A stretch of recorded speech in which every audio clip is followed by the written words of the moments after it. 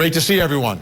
Dr. Robi Ludwig, how do you see the responsibility and roles of mom and dad, gun and son? Well, the first problem that I have is that the son is not legal age to have a gun, and there's probably a reason for that. So the fact that the father even went out and said, I want to buy a gun for you, I think is problematic. And they seem to be oblivious to their son's mental health issues. So this is not a comfortable situation. We know statistically that it's young boys who are most vulnerable to spree shootings like this at school. So this lack of awareness with buying a lethal weapon for an underage child just doesn't look good, and clearly it didn't turn out very well for the son, for the school, or for the parent. Let's take a listen to Sean Hopkins, the counselor from Oxford High School, who was in that meeting with the parents. We've covered the school's responsibility on the show several times. We're focusing now on the parents' part in this meeting. Let's take a listen.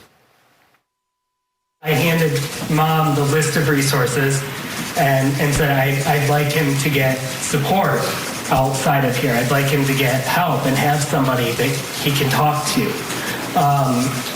And mom made mention that they would, but they couldn't right away.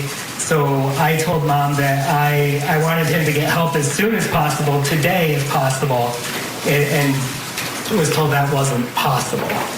Tell us how the meeting ended. Jennifer asked if they were done, which felt abrupt. Dr. Robi Ludwig, your thoughts about mom versus dad in that meeting? Now, she's going back to work at an actual, I think, an office, a real estate office. He's going to do DoorDash, which I believe you kind of set your own schedule. It's real work. You make real money, but here they are leaving. What are your thoughts about mom versus dad in the meeting? Well, the mother abruptly leaving, it sounds like she was annoyed. She was annoyed that she was taken out of work, that there's extreme denial there, that her son had an issue, that he could be dangerous to others or to himself. And it is mind-boggling to me that a mother would not say, I need to take my son out of school and get him help. This is out of the scope of normalcy.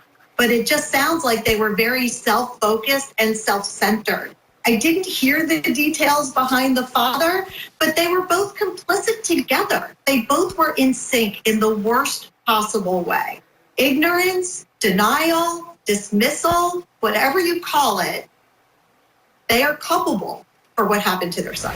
I don't understand in that meeting, he's speaking with his son. Like, one of the questions so easily could have been, did you take the gun? Like, I don't understand why that, he's talking with him, saying you can talk to us, you can do this. Why not bring that up at that moment? It's on his mind. Well, clearly there's a communication issue. And maybe the father doesn't know how to talk about relevant issues with the son, and the son clearly had no way to communicate the anger and aggression and perhaps the humiliation he was feeling for whatever reason, whatever was going on in his life. The father, when he called 911, he knew exactly what happened. His gut told him then, but it was a little too late. And that's the problem that we're seeing. Kids are supposed to be in school. They should not be turned into lethal war zones because parents are not parenting the way they should. And it's a complex issue that we need to address. Otherwise, it's going to become so bad. Kids are not going to feel safe at all going to school. And that's not where we need to be culturally.